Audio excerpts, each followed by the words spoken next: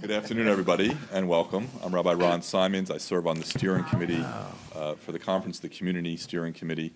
And I'm here simply to remind you, as if we're going to be formal about this, that if you wanted to share a question, you can do it using that QR code here in the room. If you are online, I don't think there's a way for you to ask questions, but we're glad that you're there.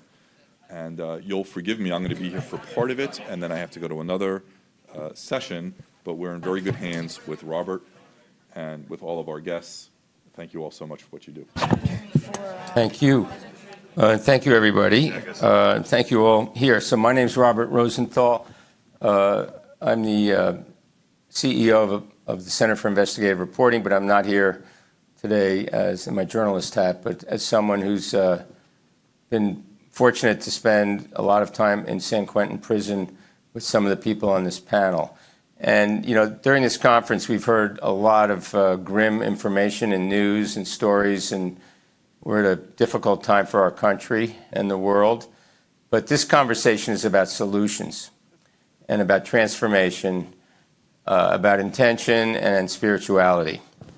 And I personally have been tremendously inspired and by the people I met in San Quentin, the men, and also helped in my own journey, spiritual journey, I'll call it, around my own traumas.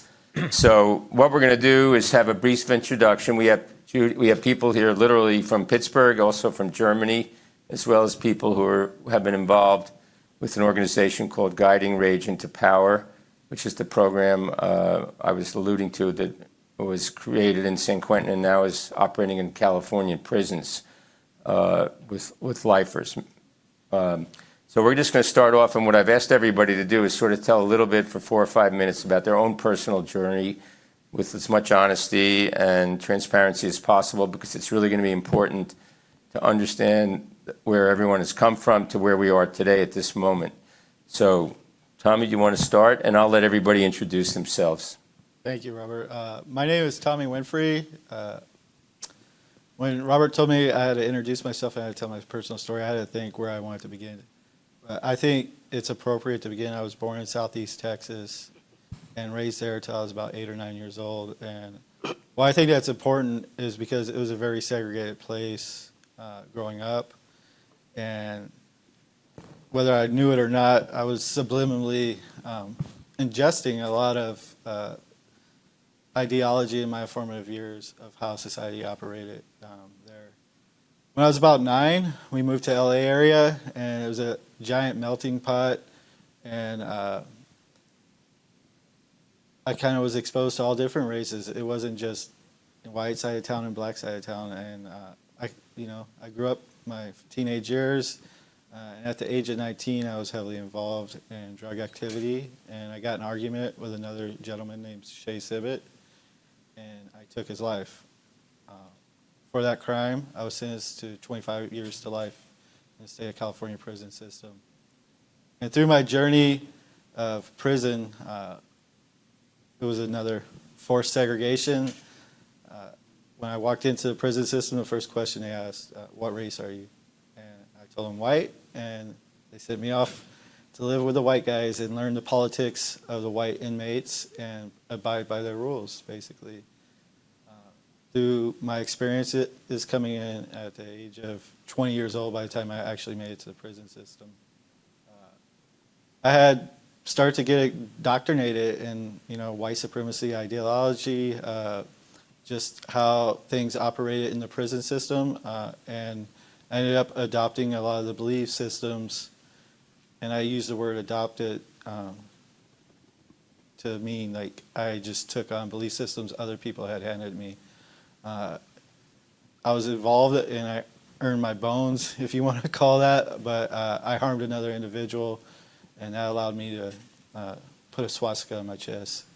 So when I was 20 years old, I put a giant swastika on my chest and was a proud member of the Peckerwoods inside a prison system.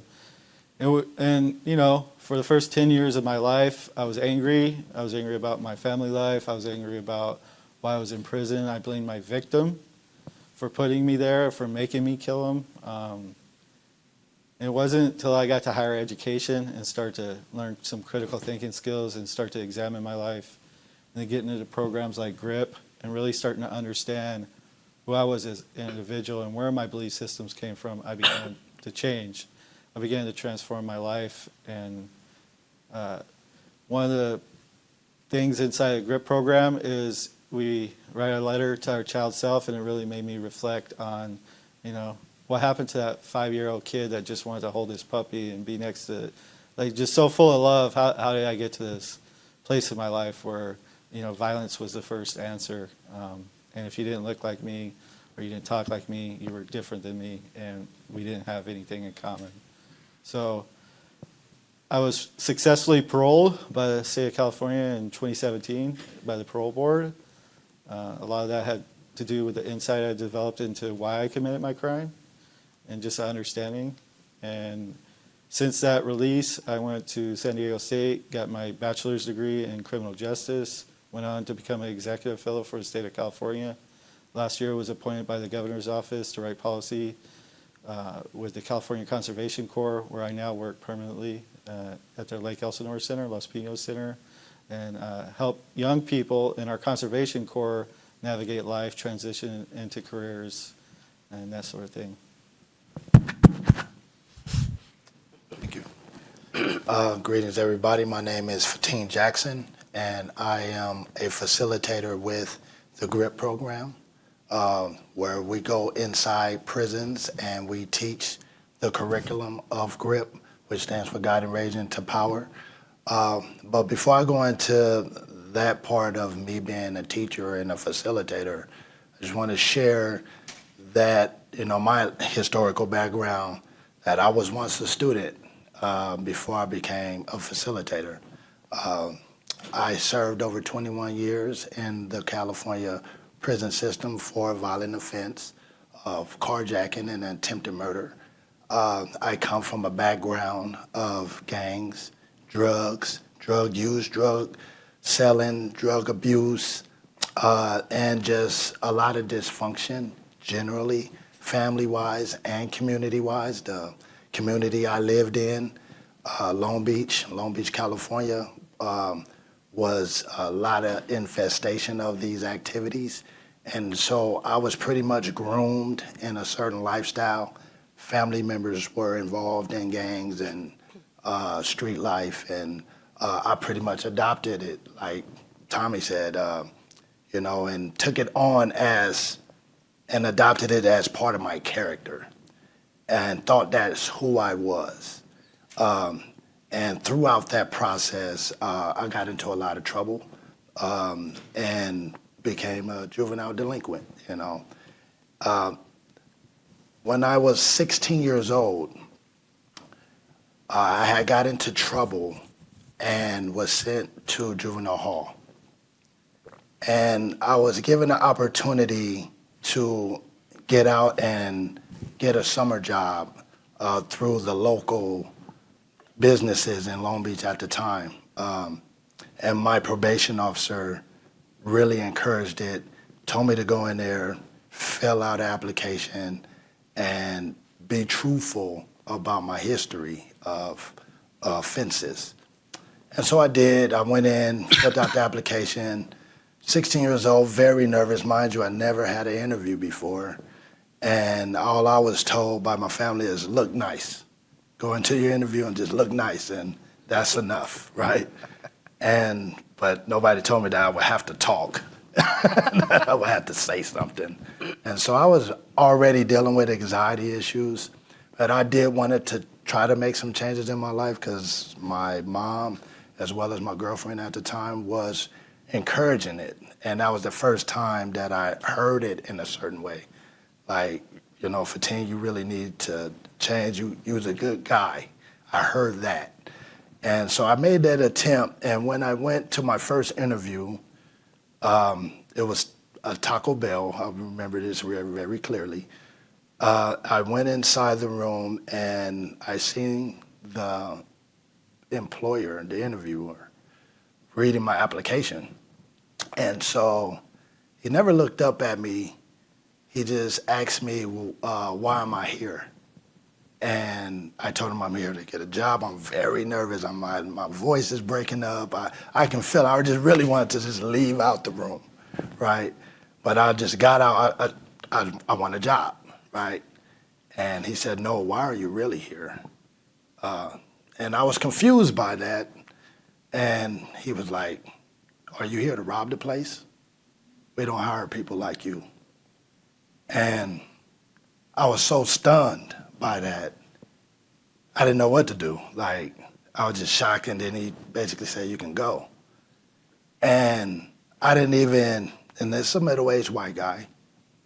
And that was my first time, like, really experiencing overt racism or discrimination against myself.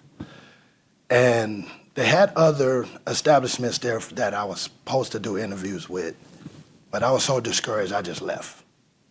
And I told my mom and my girl, like, oh, they already filled up the position, you know. I didn't even tell them about what he said. And that was my very first time feeling totally, feeling like a misfit, feeling like I didn't belong in general society. And so I was like, well, I guess nobody will never hire me. So I started just fully into the lifestyle of crime, gangs, everything. And long story short, I ended up committing this serious crime, was sentenced to 36 years. Over time, I was looking to find myself. I was looking to transition. I was filled with a lot of shame, and I wanted to make changes in my life. And years later, I found GRIP. I found the GRIP program, and it really helped me understand who I was at my core, helped me pretty much address traumas in my life, personal, family-wise, as well as society-wise with that incident. And it helped me get to a place of healing through reconciliation and forgiveness. And so now I'm, been out 3 years, was as a result from a commutation from former Governor Jerry Brown in California, and is doing this work as a free person and going inside and teaching men how to challenge toxic masculinity in all its forms and to become peacemakers. So that's my Thank you, story. Fatim. Kim? Robert, can I ask Fatim a question? Sure. So, Fatim, would you mind sharing what happened when you were on a hiring panel with GRIP, where you got to interview? Oh, yeah. Simon? So, yeah, we have a wonderful programs operator with our organization named Simon Pickens, young white guy. And the role was reversed. I was an interviewer interviewing him.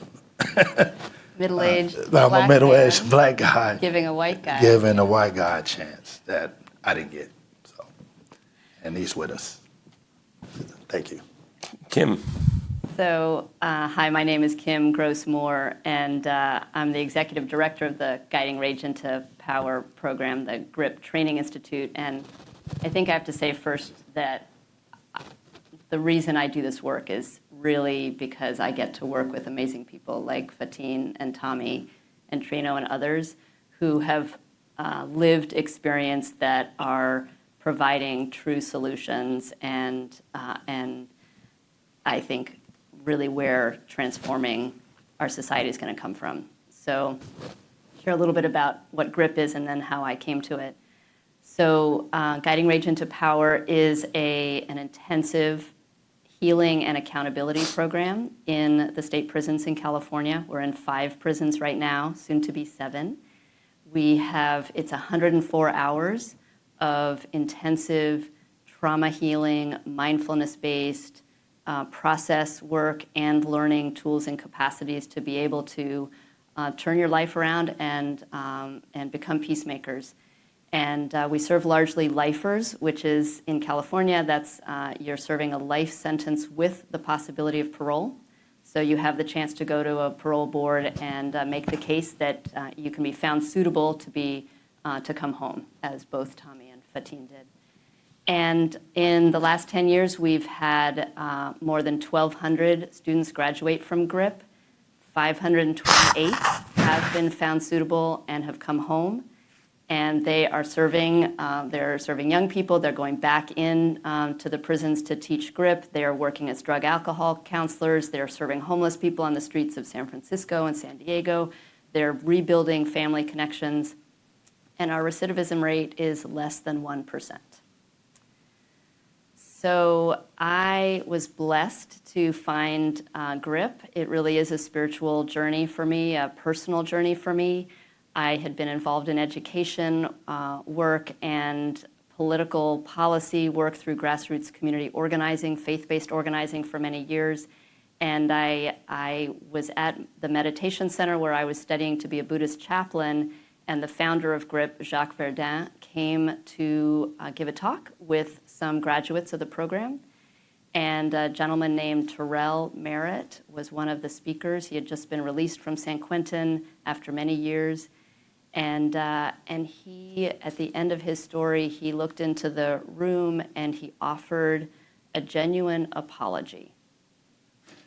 He just said to those of us who were sitting there, for anyone in the room who has experienced harm, I want to let you know, as someone who has caused serious harm, that I'm so sorry you had to experience it.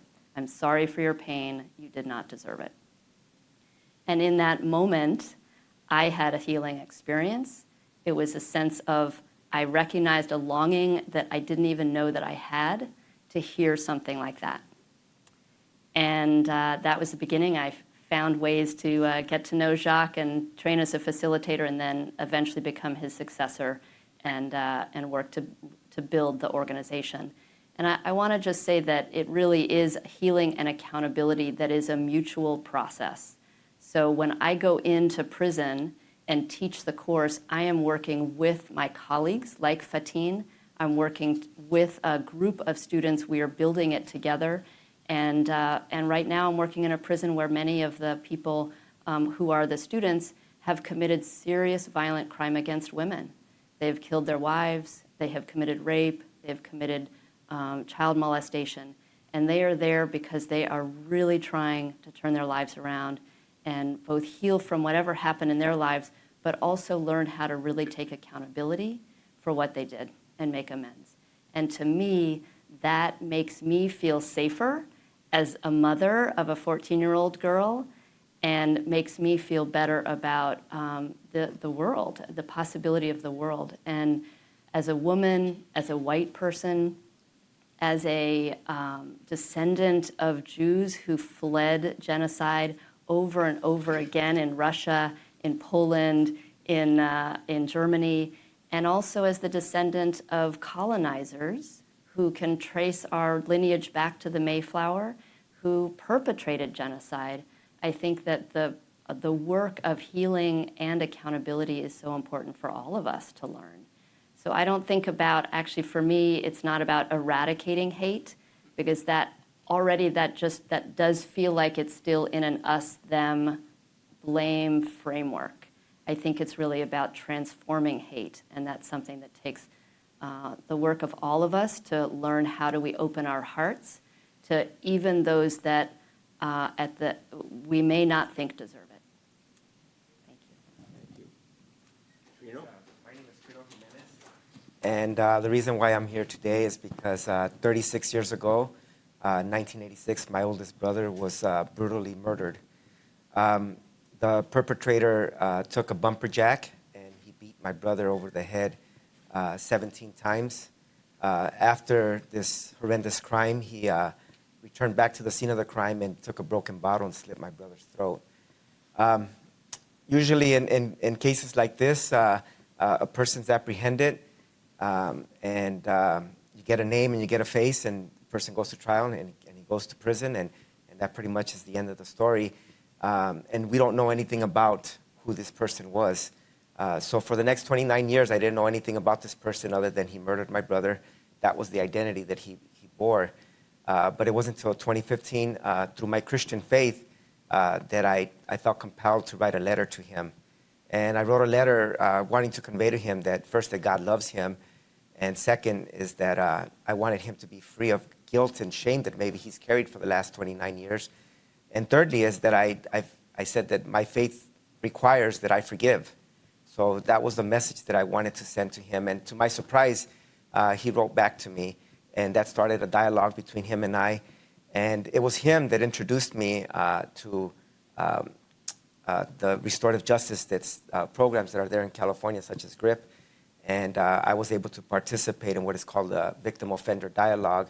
So in March of 2017, I walked into the prison, and we met face to face.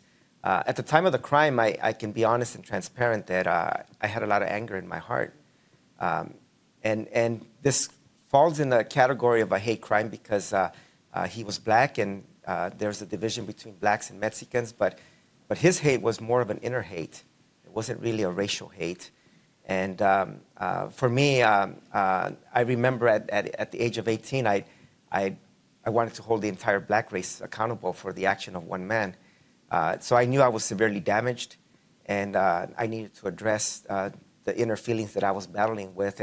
And I didn't want my anger to turn to hatred. I didn't want it to turn to bitterness. I didn't want it to turn to rage or any kind of vengeful things festering in my heart. So I wanted to address myself. But in approaching him, I felt that I was really trying to address him, not realizing that how much healing I myself needed. And as I entered this program, I just discovered there was just so much room for healing for myself. And there's in the Holy Scriptures of Isaiah, chapter 61, it talks about a crown of beauty for ashes. And I think about ashes as the devastation that's left behind. That's what remains after the devastation. And I've experienced a lot of beauty in participating into this program. And then a second point brings out a oil of joy in place of mourning. And there's a lot of pain, and yet I've experienced a lot of joy as I've been able to reach into hearts and to people. And the third point is it talks about a garment of praise in place of despair. And I think many people reach that point of despair where there is no hope, or they feel there's no hope. And Melvin is the perpetrator, and he I think experienced a lot of attention, all related to negative in his life. And for the first time, we were able to bestow a garment of praise upon him in a positive space, and he's engaged it so well. His story is similar to Tommy's, where he also grew up in Texas, and it was a segregated part, and he experienced a lot of discrimination. So these are the stories that I never knew about him until I started to enter this space, and I was able to get a transcript and found out a lot about a lot of childhood pain and things that he went through. At 13 years old, a woman lost his life through his hands, and he ended up in the system. At 10 years old, a white officer had slapped his grandmother. So there was a lot of things that started to bring that inner hate that I was describing. And Texas kicks him out and brings him to California, and he continues down this criminal path, and it continued to escalate. So today, my heart is that I want to be part of a solution, and part of the solution is going back into the prisons and sharing my story and catching the stages, maybe at the juvenile stage where Melvin was, or catching where he was escalating and doing crimes of aggressive crimes of stealing automobiles and things of that nature before it led to murder. And if we can change one person, it's worth the whole journey. And I truly find great joy in this program because I'm really seeing the results of transformation. And just sitting here in the space with Tommy and Fatim are living examples of what transformation can look like. So yes. Thank you. Thank you so much. Thank you for the opportunity to participate here on this panel with these amazing people. My name is Judy Korn. I'm here because I'm the founder of Violence Prevention Network. It's an organization based in Germany. And we offer de-radicalization programs to violent extremist offenders in the German prison system. We work in 25% of the German prisons. And the story behind this is a really personal story of myself. I grew up in the city of Berlin, in a really nice neighborhood. Imagine when I was 14, 15 years old, I was more left-wing punk with blue hair, hanging out with my friends on the streets. And there was a group of neo-Nazi skinheads in my neighborhood, and they started beating up my friends. And I was so helpless. I said, oh my God, what can I do now? I can't witness this violence. And so I stepped into the so-called anti-fascist movement in the city of Berlin. And I figured out in a few days, okay, what they do is exactly the same the other way around. They're beating up people, neo-Nazi people. And I stepped out of this movement because I felt this is not the solution, to beat up people that have other opinions. And I was questioning myself, what can I do now? And what I decided to do looking at this from my age now was really naive, but this was the solution. I went to this group of neo-Nazi skinheads and asked them, why are you doing this? What's happening here? Why do you beat up my friends? I, 15-year-old punk with blue hair, went to this group of neo-Nazi skinheads. And what happened was that we started talking to each other. We had dialogues about what the grievance they have and why they start beating up these people in this nice neighborhood. And we found out that me and all my friends, we live in these nice apartments with gardens, and they lived in the not so nice area of our community. So this was more a fight between two different groups, social groups. And what I did to stop violence in my neighborhood is what we do in my organization until today, is we talk to extremists, not about them. And after this experience talking to them, I decided not to study biology. This is what I originally planned for my future, to study biology and become a scientist. I studied educational science and worked as a social worker in Berlin with gangs on the streets and with people from right-wing extremist communities and with people from what we today call Islamist communities. And I worked for the Berlin government, and once again, I questioned myself, is this really the solution, to work in this kind of governmental structure? And I found, no, this is not the place where I want to work. And I sit together with some colleagues, and we developed a training program for right-wing extremist prison inmates. So I went back to where it all began, talking to right-wing violent extremists. And this was a time in Germany where we had a lot of violent attacks from right-wing extremist offenders against asylum seekers. A lot of these guys that we worked with murdered asylum seekers in Germany.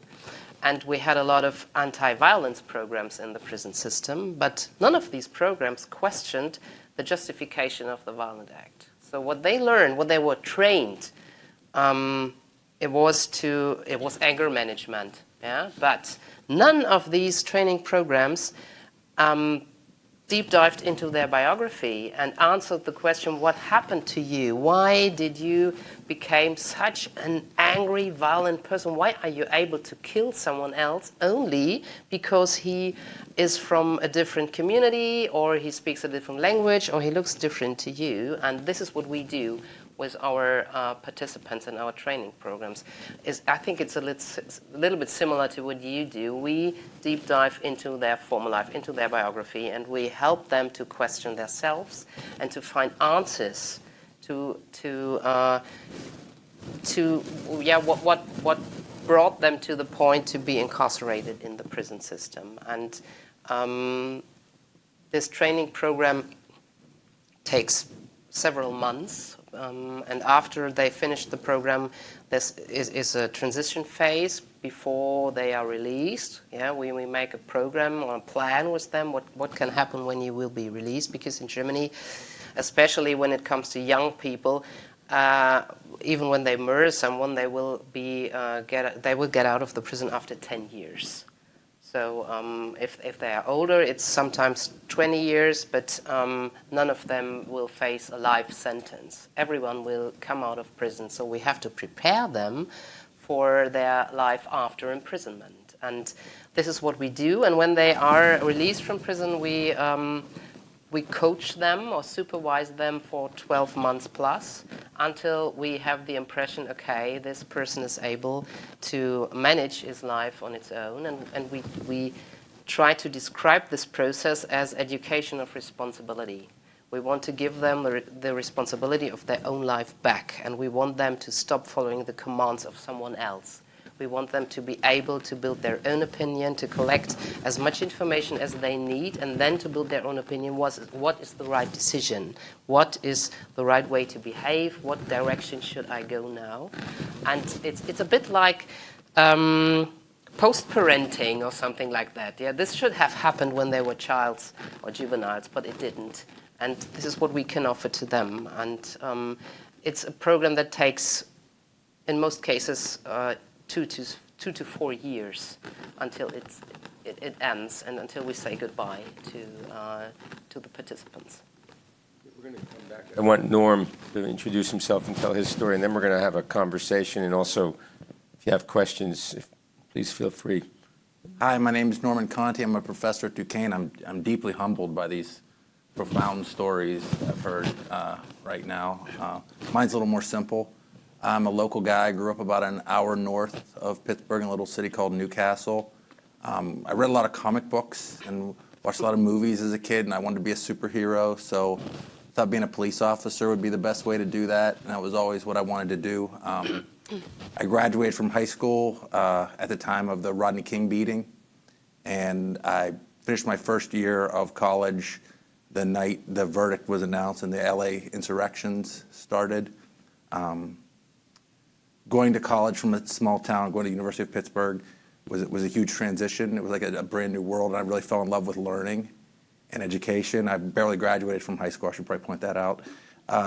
And the idea that I could take my own classes that I wanted to take and learn about this stuff, I started studying administration of justice, which is what you would take if you wanted to be a police officer. I double majored in sociology because somehow I thought if you had two for one, like a BOGO at Giant Eagle or something. Giant Eagle's a grocery store here. So BOGO is buy one, get one. So it was really confusing to me to hear the way people talked about the Rodney King beating around me, and it didn't make sense to me after watching the video, and it was fascinating to me to be learning about the world in so many different ways. And I started becoming a really good student, and by the end of college, I decided that I could probably do more good studying the police than I could be if I became a police officer. So I went to graduate school, and I ended up writing my doctoral dissertation on police culture and socialization, the way police are trained in the police academy. And I got out, I started doing the academic thing, trying to get a job, get tenure, everything you're taught to do, and forget about why you love education, but keep your job and get a job and keep the job. Along the way, I got involved with a program called Inside Out, which you take university students into prison to have courses with the men or the women who are incarcerated in the facility. Immediately changed me again beyond the initial college experience, and I thought, what if I could take police recruits into prison and do a class like this with them? What if I could take police officers into prison and do a class like this with them? Along the way, I met a young man who was shot by a Pittsburgh police officer named Leon Ford. He's in the room. And getting to know him and deeply love him reminded me of what this is all about and why you're doing it, and you're trying to buy a few seconds on each side of an interaction that could result in great harm to another person. So it took from 2009 to 2016 to bring this program into being. A lot of negotiation with the police department, the prison. We formed a think tank in the prison. It was 6 men serving life sentences and me around the table every Friday morning from 8:30 to 10:30 talking about how we were going to do this. And meanwhile, I don't know this, but they're going back to the cell blocks, and they're like, you're working with that guy to do the police program. We're going to teach him how to choke us out better. he's going to exploit you. He's going to take advantage of you. He's going to get rich off of this, which I certainly haven't. I would if I could. And these guys had the courage to stand up. We brought the program in with 6 veteran police officers and my original 6 guys. It was a hit from the first 15 minutes. I'd always said that guys in prison and police officers have so much in common. They're like 2 sides of the same coin. They're aggressive. They seek status. All these sort of things. And it so happened that 2 of the officers in the class were trainers in the Pittsburgh Police Academy. They loved it, and they said we need to bring a police academy class through here. We did that. It was another hit. It became established as a part of the Pittsburgh Police Academy curriculum. Every police officer in the city goes through this now. Along the way, I got involved with the Pittsburgh Holocaust Center, and we do a version of a program created at the National Holocaust Museum and Memorial called Law Enforcement and Society Lessons from the Holocaust. So we're taking police into the prison. We're doing this thing with the guys. Most of the police officers are white. A lot of the guys in prison are not, right? And then we have them at the Holocaust Center, and hopefully we're helping them to make connections and figure this stuff out. And hopefully this is a first step in trying to change police culture in Pittsburgh and hopefully other places. So, I said some of you came in late, but at the start of this panel, we've been hearing a lot of difficult information, et cetera, the last day and a half. And this is clearly about solutions. It's about spirituality, and it's about love. And it's for me, it's very emotional. And you really see that it works on these personal stories. They're incredibly powerful. And now I want to try and get a little deeper, because you heard the stories of everybody, or at least where they started and how they got here.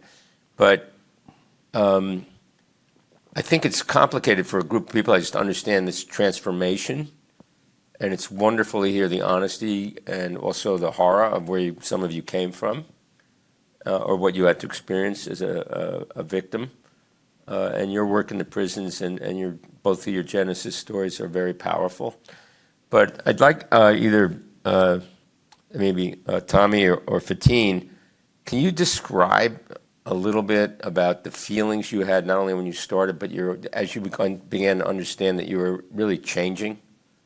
And some of not only how that happens, but were you the power of the group and the power of really a group of people coming together looking for a solution, and where you came from in the transformation. It's very, I'm not sure that's a good question, but if you can answer it, I'd appreciate it.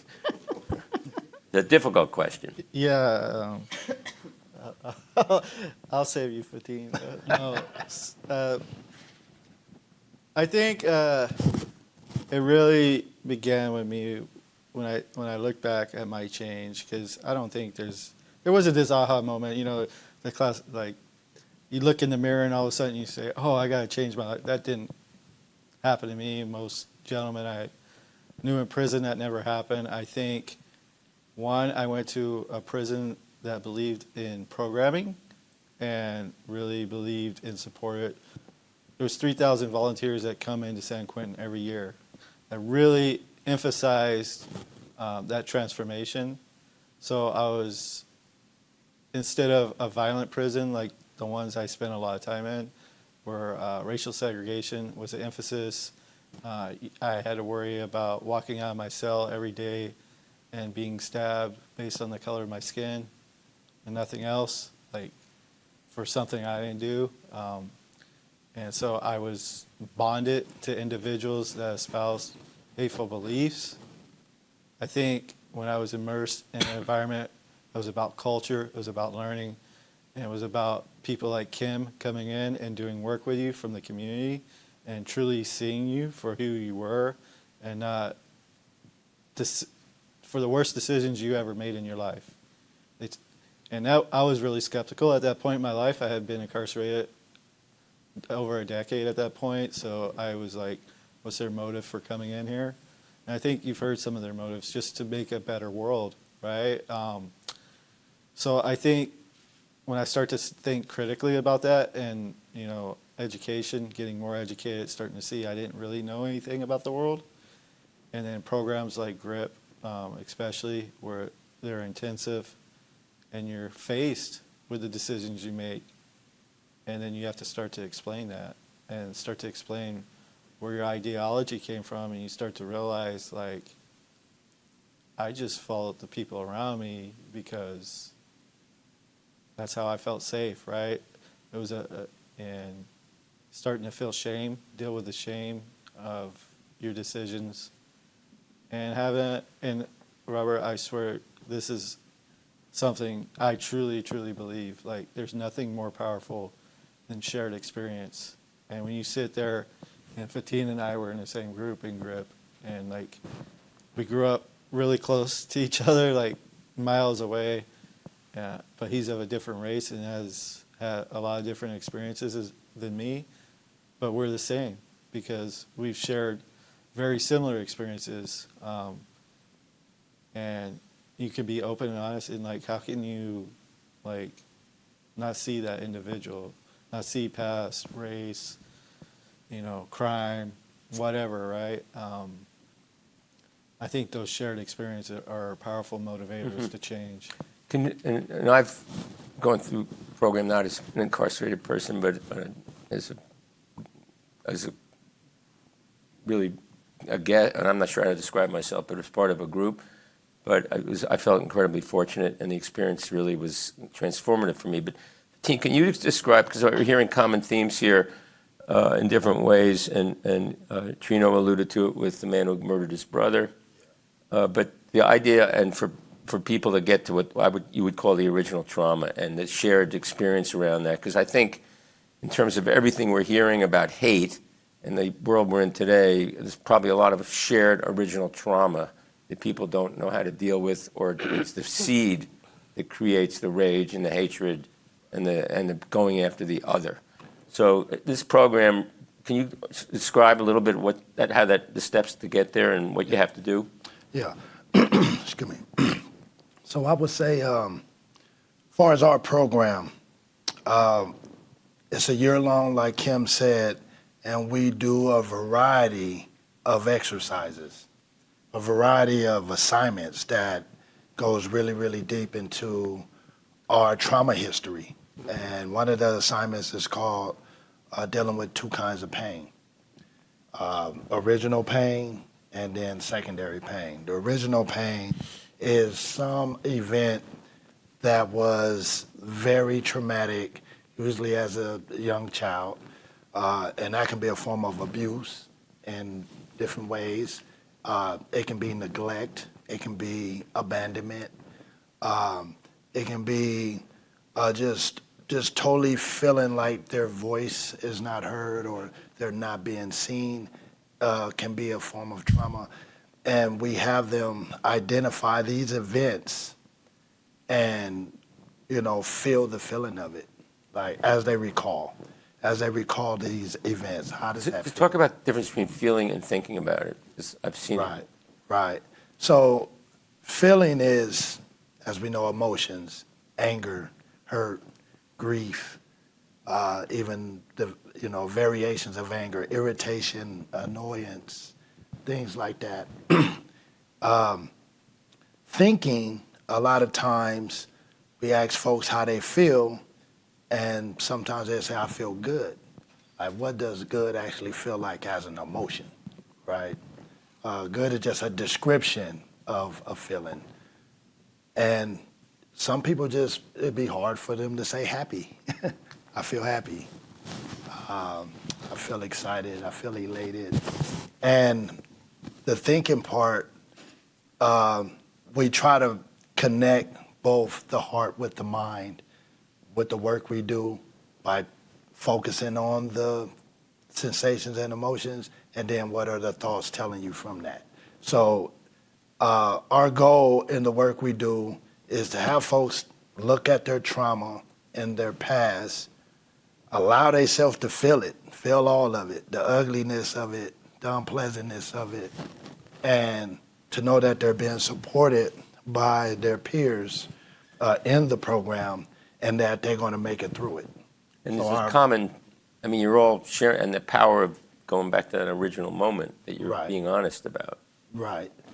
And for some folks, it's very hard to go back because folks talk about molestation, being molested, being abused to the level of almost at the brink of death As children. as children. You know, these are the stories that they tell in our program, and they never told anyone in their family before, and they share it with us. And so we honor that and give them that space to be heard, and then encourage them to find ways to heal. So in terms of a solution, and maybe everybody in this room understands this, it's really a shared understanding of a commonality, whatever you look like, whatever your background is, that original trauma, Yes, and getting someone that pushed into the feeling of it. yes. And I've been in the room and I saw big, strong dudes, and Jacques, who's not here, the creator of the program, saying, how do you feel, how do you feel? And seeing men literally not only starting to shake, but weeping, because they're back in that moment when they witnessed maybe their mother being beaten up, they're being beaten up, their mother murdered, whatever. And the power of that moment is the thing that opens the door to the healing. So, Trino, I wanted you to just, your brother was murdered brutally 36 years ago. Would you say you held your anger? What took you to the moment when you finally said, I want to right this man who killed my brother? Can you go through that process a little? Yeah, well, as I reflect back on the day that he was murdered and Melvin was apprehended, the detective had said, this is the type of person you lock away and you throw away the key. And that's the response society gives. And there was just something more that needed to address what's there. And again, through my faith was probably the biggest driver and what compelled me to want to engage with Melvin. And it's been just one of the greatest experiences for me to ever step into, because as I've gone into the prison, and these are not humans that are discarded, they're human beings that need to be engaged, and just to be present with them, it's so meaningful to them, and they express that every time we come in, and I've seen men in my presence just be so vulnerable and so open, even to a point of tears, that our stories are just so moving to them, and really it's a great opportunity to connect them to their heart and to their humanity. Have you met Melvin? Oh, yes. Melvin, we met in person, face-to-face, in 2017, and after 34 years of incarceration, on May of 2020, right in the middle of the pandemic, he was released from prison. 2018 and 2019, I participated in his parole hearing. Wow. Just most recently, he has moved in a closer proximity to where I live. And actually, this Saturday, as of right now, it's kind of set for the very first time for him and I to go into the juvenile system in California and speak to the youth. So it's going to be a very big moment.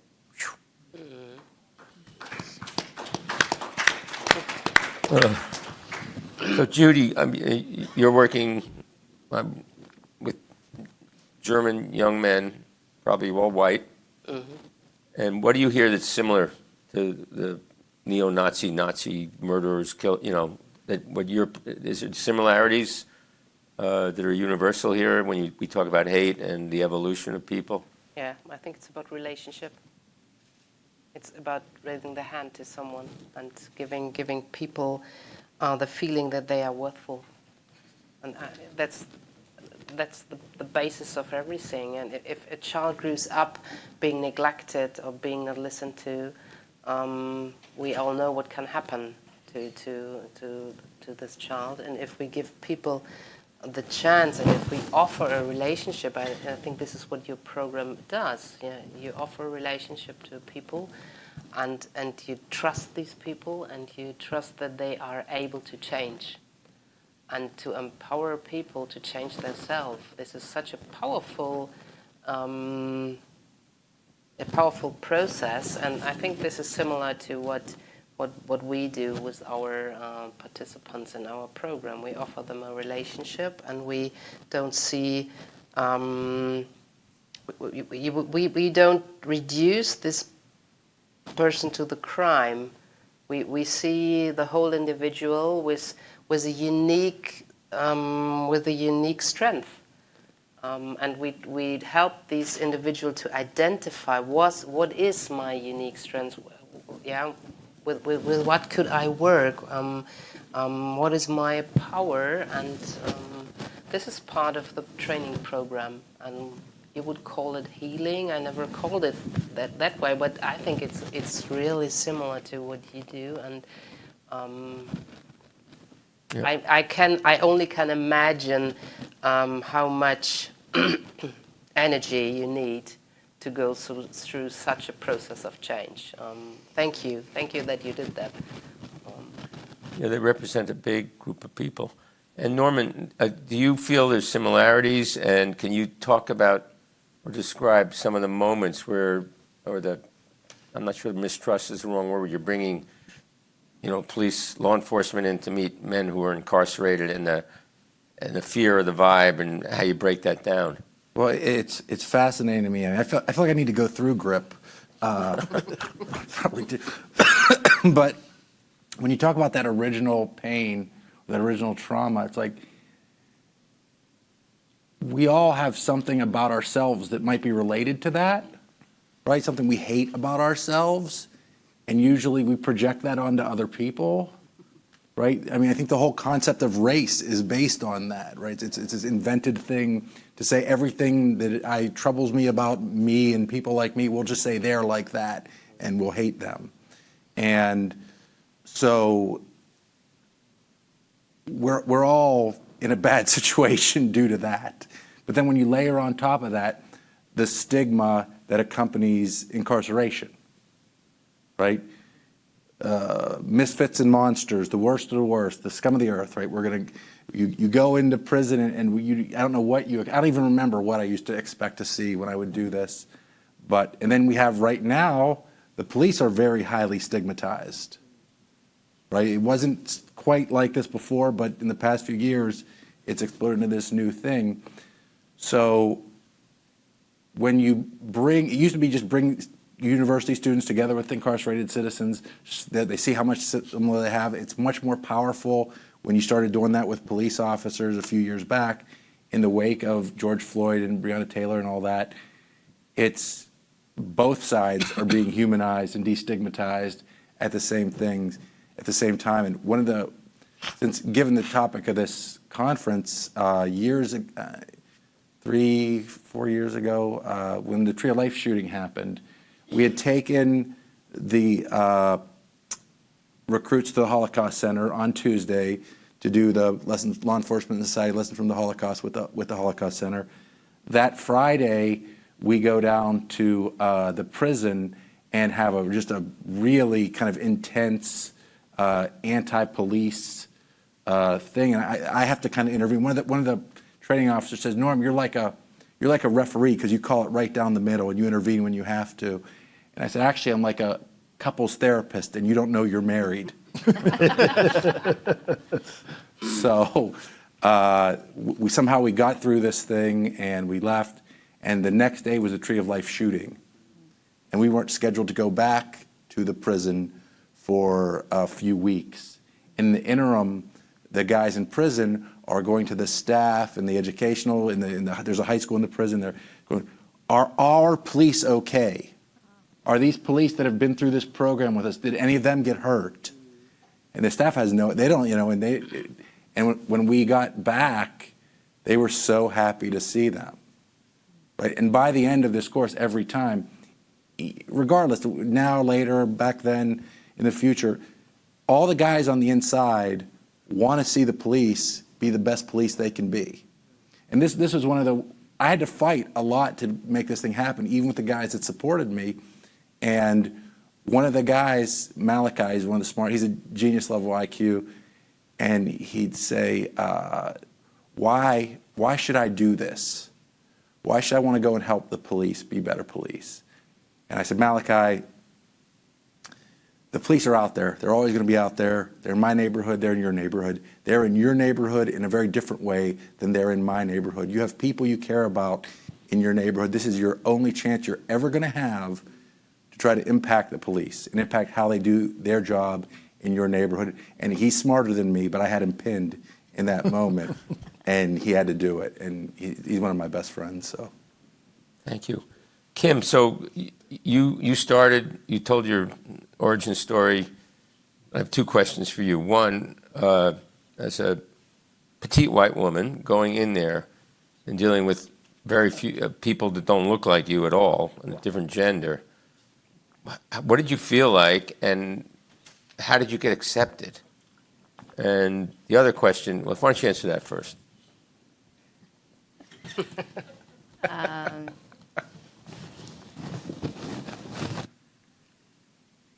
I don't really think about that.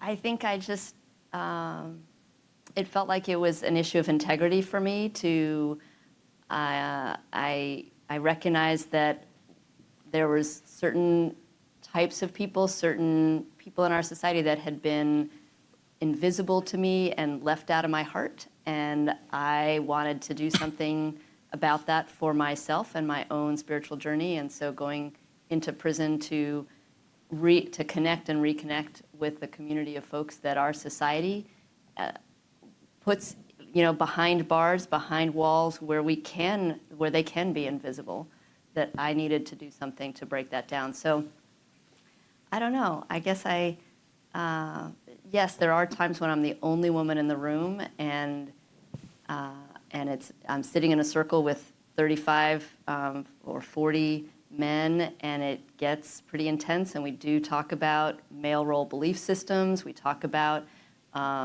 belief systems in general, that I can feel it feels intense, and I draw on people like my colleagues. Like we're actually right in the middle of it right now. We're just doing the belief systems in the prison that we're co-facilitating, and I just know that I can trust my co-facilitators, whether they're people like Fatim who come in from the outside, or we have inside facilitators that we train, and I know that they have my back. They take care of me in those difficult times. Do you get to a point in the facilitation where, because my question was really, and was also about how you're perceived, or not you necessarily be aware of it, but are you aware, or do you get feedback from a group of men seeing you come in, and how do you get them to accept you, or do they even begin to talk about their first impressions of you and how they had to overcome their prejudice or whatever they're seeing you? Does that come up?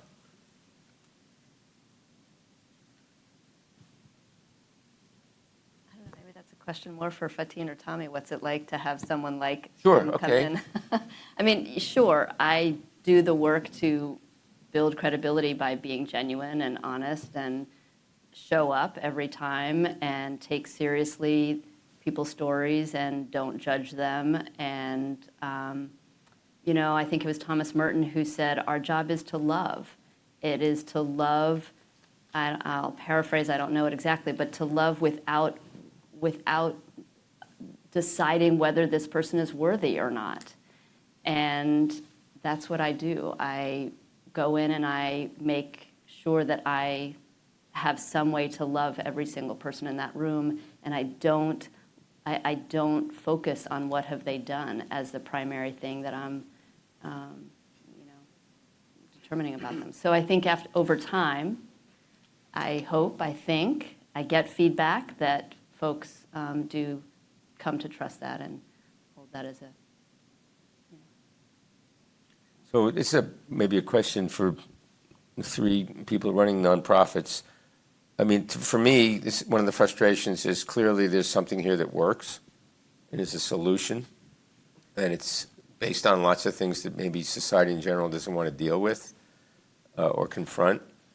And yet, the frustration is this type of work should be really widely known and supported, and it takes dollars. And so, if you want to all speak about the challenge of getting the attention you need, your own frustrations, and one of the, I helped organize this panel.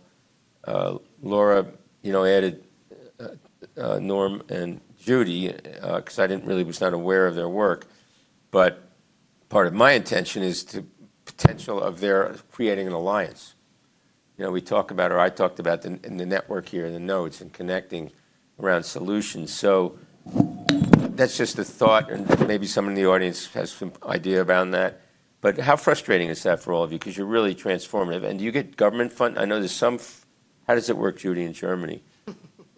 And also, Judy is about to open a chapter here, right? We did, yeah, we did. So you can address that a little, maybe. When I started 20 years ago, there was no funding available from the German government, so I took my own money to start, and my time, and invested myself into the development of the organization and the program.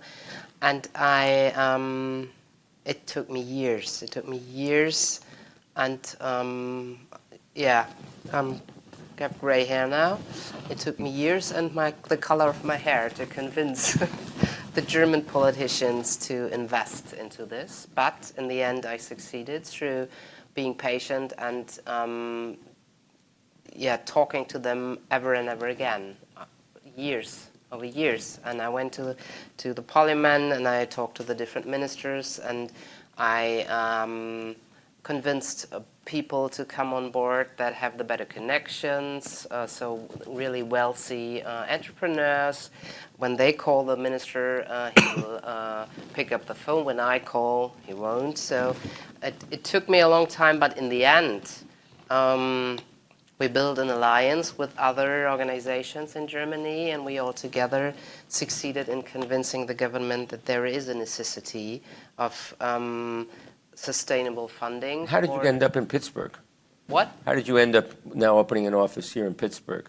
Because of my friend Anne. She's sitting in the back. Oh, okay. We know each other originally from San Francisco, California, where we met 2003, and she took me to San Quentin. And since then I have the idea I have to come to the U.S. and start my work here. Well, but now she's living in Pittsburgh, and that's why we open up our office. Okay, well, I'll make a pitch. These guys should all be working together. Yeah. If somebody wants to help. Yeah. And Kim, can you talk a little bit about what you've done as a nonprofit and describe the challenge as well as some of the things that are happening in other prisons in California now? Sure, yeah. So we started in San Quentin. Jacques Verdun, the founder, started in San Quentin. That's kind of our mothership. And it's really the ecosystem for restorative justice in California. It's where a lot of programs have started. As Tommy said, it's really a different kind of community as a prison. And about 5 years ago, it was actually really, I had just started to train as a facilitator, and Jacques hired me also as a consultant to help the first level of scaling of the program. How can we get GRIP to be in prisons beyond San Quentin? So we created a model that could be in 4 other prisons that are more far-flung. They don't have the 3,000 volunteers coming in. They might have 100 if they're lucky. They're out in the desert. They're 5 hours from any major city. And so can we do the program there? So we created a monthly, 1 full day a month program and tested it out. And so we have a weekly model and we have a monthly model that's now operating in 5 prisons. And we're looking at, similarly, how do we now go to the next level of scale? How do we, there's 35,000 lifers in California prisons, 35,000 people, men and women, who are incarcerated for life, most of them with the possibility for parole. We also have what are called LWOPs, life without the possibility of parole. Even them, some of them are getting commuted. So we think everybody has the possibility to gain their freedom, and we want to serve them all. So we're looking at how do we create alternative or additional delivery models that could reach all of them. And that might be a train the trainers with some of our peer graduates, or some of our graduates who could become peer mentors and teachers. We train them so that they can spread it in other prisons. And we did just we're really pleased that the state of California, so we do get some state funding. We have a commitment that it'll never be more than about 25% of our funding, because we think it is important to stay independent from the state system, from the criminal justice system. And but the state legislature just this past year put $10 million of the state budget for restorative justice programs. GRIP was one of 10 that were named in the state budget this year to be able to receive some funding that really could become, hopefully, it's a way, again, part of our commitment, part of our vision is not only individual transformation, but really transforming the system of criminal justice to one that can be more about repair, restoring relationships, transforming relationships in community, and healing. And so we think it's a victory that the state. And the other thing, what's the waiting list to get in the program? Oh, at different prisons, we'll have as much as 500 or 1,000 people on the waiting list to get into a class of 32 or 34 students. And yeah, I mean, within the system is a clear understanding that this can help you not only get out, but have a better life inside, which to me is really, huge. There's an understanding and a hunger to heal or change yourself. And we don't have a system that works at that yet. Can I just say just a couple more things just about the program, because I think from hearing so many of the panels about looking at the biographies and what, all of the hate and the active shooters and everything, that I think some of the key pieces from the GRIP program that are really what underlie the healing and the accountability of this there's sort of three pieces. There's unmet needs, belonging, and belief systems. So just some of the teachings that we offer around our definition of violence comes from Marshall Rosenberg from Nonviolent Communications, where he says, all violence is a tragic expression of an unmet need.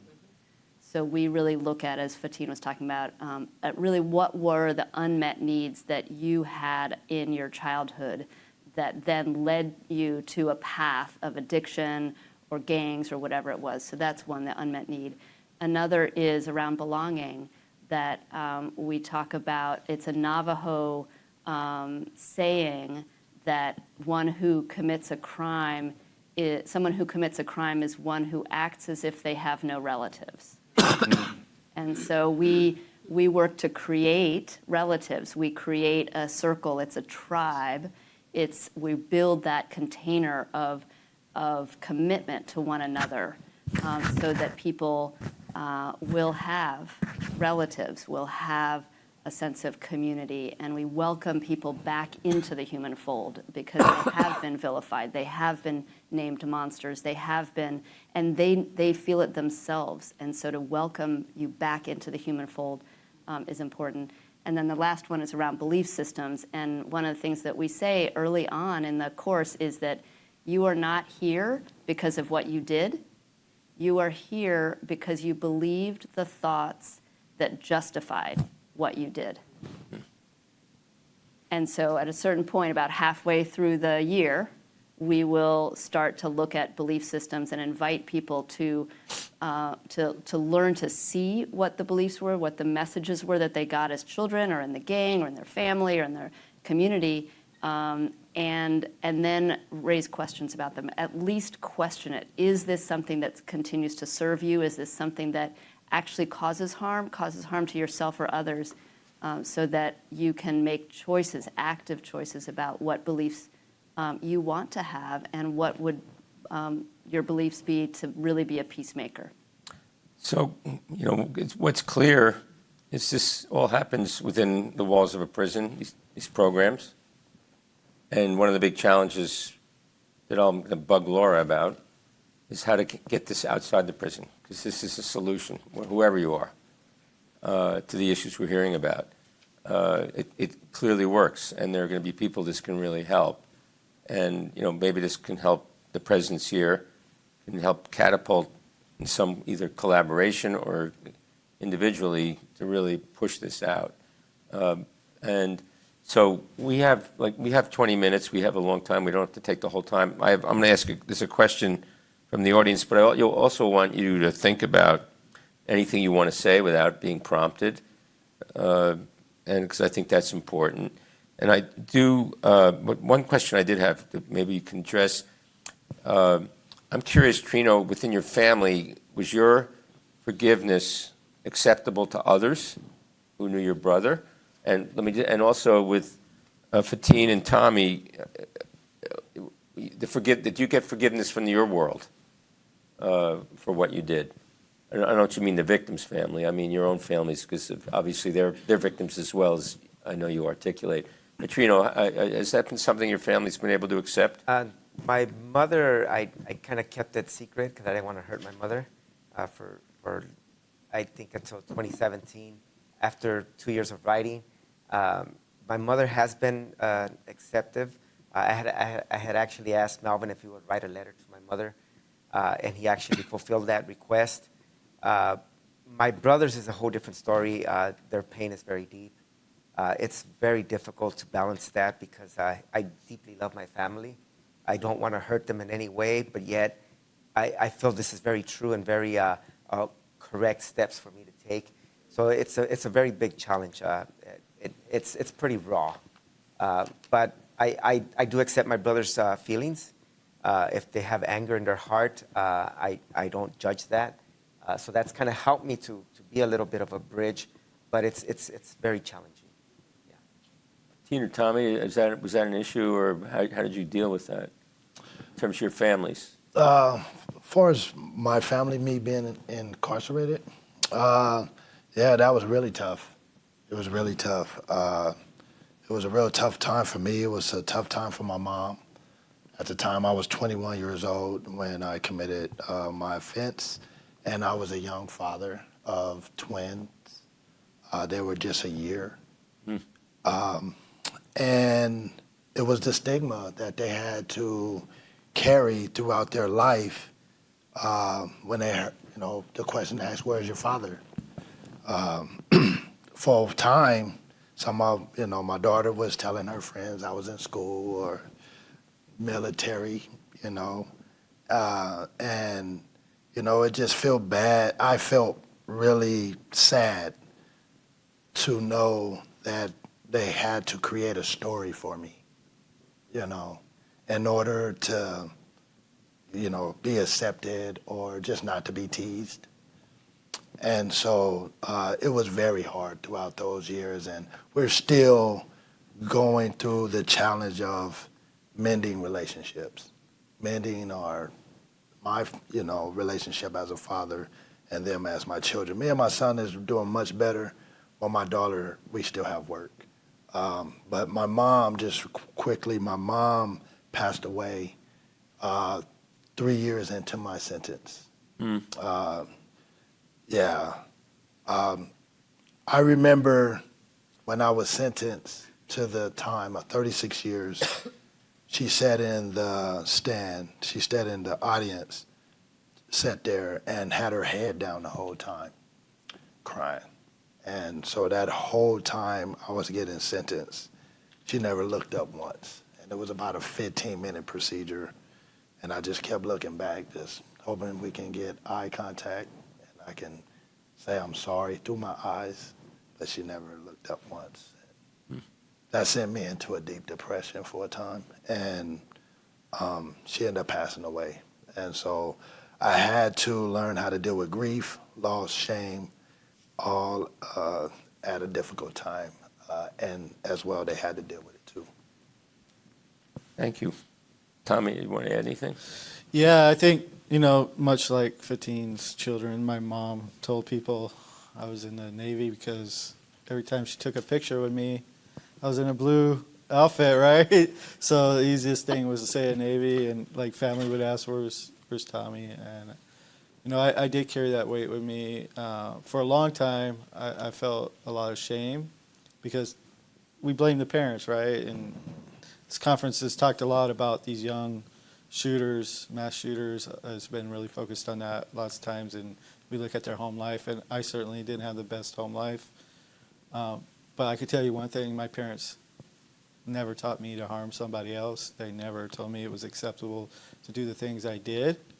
So there's a lot of blame that naturally goes to parents when some young adult does that. But, I had to come to my own terms, just like my mother. My father passed away while I was in prison. I had to come to my own terms with that, just like she did. And I think, at some point in my incarceration, I had to realize, like, I'm not my worst decision, and I needed to control my own narrative.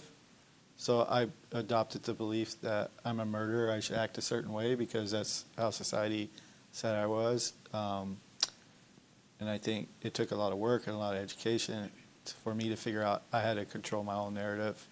So I had to speak up of what I believed, what I truly believed, to do that and understand that I caused not only my family, my victim's family, but my community a lot of harm, and start working to repair that because I felt like that's how I'm going to make my amends. And I'm still doing that today. Thank you. So here's a really interesting question, and we've sort of touched on it from the audience. I'll read the whole question. So a common frustration surrounding restorative transformative justice is the emphasis on the rehabilitation and emotional journey of those who cause harm, especially violent offenders and police who continue to harm marginalized people. How do you mitigate what feels like an inherent imbalance between the complex humanity of incarcerated people and the healing and recovery of those who survive harm?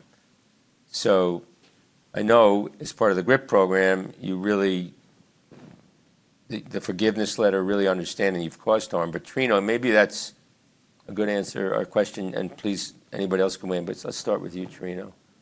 Yeah, it's just really complicated to bring the balance. I feel with Melvin, I think there's a lot of things that I needed to understand, but yet we could never excuse the offense of taking a life. So it's really hard to just bring those balances in life of just,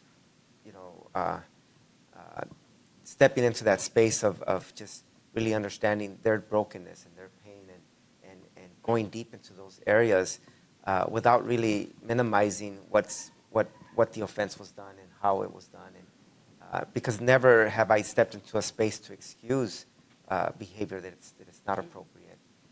But yet we try to understand what's the reason behind that led to that moment. Mm-hmm. Does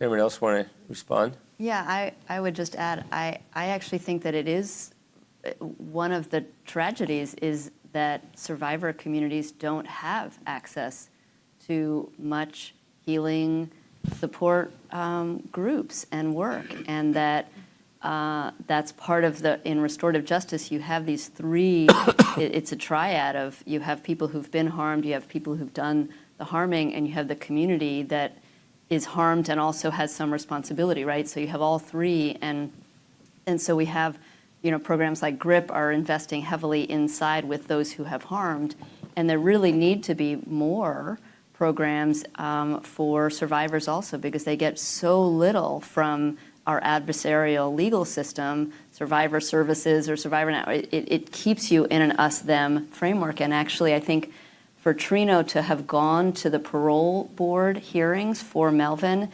and in support, right, of his release is an extraordinary act. It almost never happens that victims come and speak on behalf of a release. They almost always are, come to speak against it because they haven't gone through the journey. They haven't had the support to go through a journey of healing. And so they're still often stuck in that same moment of the original, harm. And so I think that's actually an important place for investment and GRIP is doing that, and there's other groups, Ahimsa, MEND, I'm sure there's other national organizations that are doing more and more of that, where how do we create more of a balance so that survivors have access to this kind of healing work too? Anyone else want to add to that? Yeah, I can speak to it some. I know, as being a former incarcerated person and witness folks like Trino come in and share their story of tragedy and hurt and grief from, a horrible incident, losing a loved one, someone like myself, deeply feels that connection with them, even though I wasn't the actual perpetrator of that particular harm, I still feel the underlying guilt of it because I was part of a culture that perpetuated and promoted violence.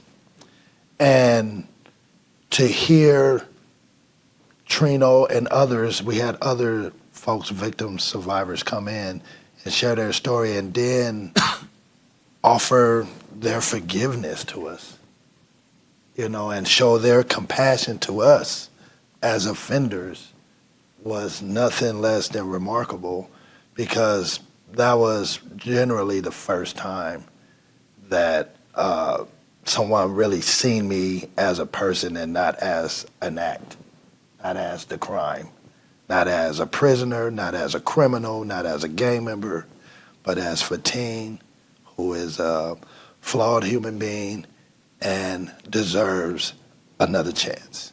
So to see that from the victim standpoint, it makes us, at least me, want to do more and advocate for, you know, the work they do, you know, in whatever space that's needed to keep them in, you know, in a good way of always offering your heart and not, you know, see that folks are not appreciating it. So we always appreciate when they come in.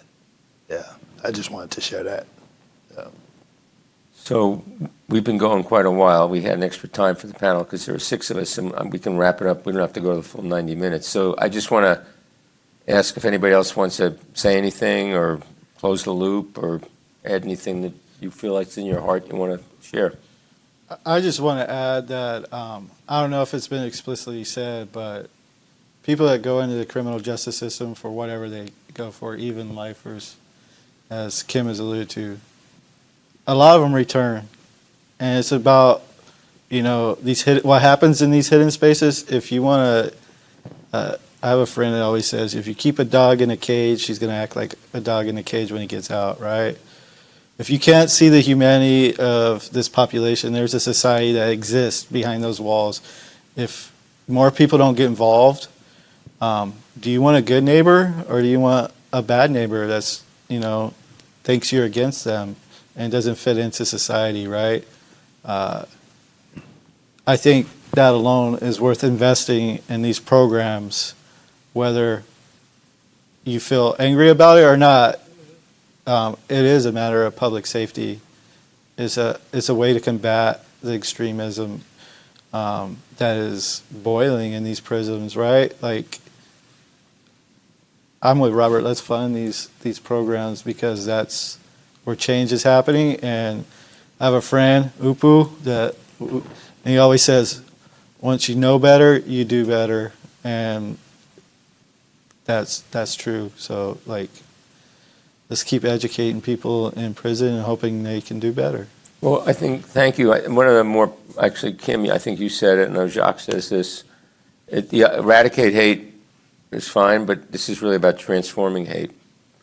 And I think that's something to carry out of this for me. I know I'll mention that to Laura and others. I think that's a really important message because that's what we've seen in reality today. These are really real stories. This is as real as it can be. And, you know, again, I'm not closing it off. If you want to add anything, but we can also say thank you. Go ahead. Real quick. I want to also just, you know, kind of conclude with the overall goal of the work we do, right? Like she said, we serve folks that are in male prisons. Currently, we are working on getting inside female prisons. But the curriculum is currently designed to challenge, in a nutshell, toxic masculinity in all its forms, and to kind of redefine manhood as a more national way of looking at manhood, where folks are tapping into their emotions, know how to connect with other human beings and not feel that something is being taken away from them, mentally, emotionally, spiritually, or otherwise. Because it's all about image in a lot of ways. It's all about pride, and it's all about ego. in a lot of ways for men. And so to allow space for men to share whatever it is on their mind and they don't feel that they're being judged by that and they're being honored, that is going to be the start that's going to transform hate into more of an open-minded, humankind individual, right?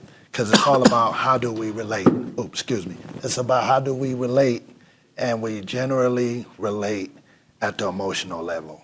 Even though we may not have the same experiences, but we know what anger feels like, we know what hurt feels like, we know what grief feels like, and that's always the common ground. So I just wanted to end on that. We should do it with police officers. I totally agree with you. Totally Well, agree. as I said earlier, this is not just a program or a solution or what everyone's involved in here for inside the walls, but outside the walls too, for all levels of society. So I'm, Gino? Yeah, I'd just like to share just 3 quick points here. Number one is for me is that you're never going to fight hate with hate. And for me, it's a space of love that's going to really come and combat the subject of hate. And number 2 is that GRIP has allowed me to enter this space and to share my story. Without programs like GRIP, I would never been able to share with the men inside. And the third point is that I love the identity that GRIP gives the men inside. It's called a tribe, and then it's followed by a number. And just last month, I was able to enter and share my story with the men inside. I believe it was like 33, 34 men, and their number was 1045. Wow. And that 1045 represents the years already spent in prison. So between 34 men, 1,045 years has been spent, added up, of incarceration. And it's just really a strong statement of where the brokenness is and where it lies. And I just find that GRIP is an extremely powerful program that allows for the men inside and people like myself to heal. Yeah. Thank you. Thank you all for sharing the space with us.